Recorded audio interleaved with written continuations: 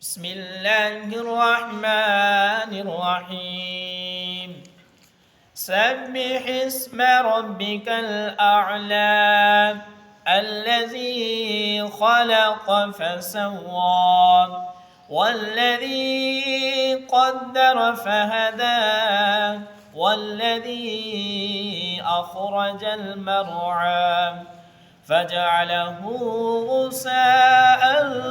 أحوى سنقرئك فلا تنسى إلا ما شاء الله إنه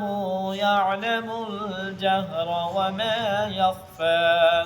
ونيسرك لليسرى فذكر إن نفعت الذكرى سيذكر من يخشى ويتجنبها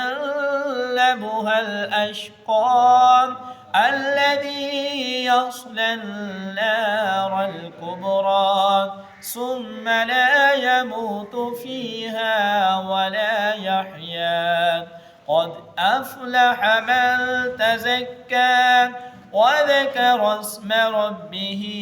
فصلى بل تؤثرون الحياة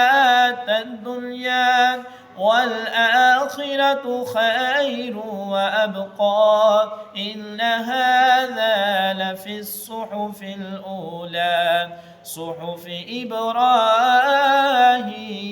وموسى.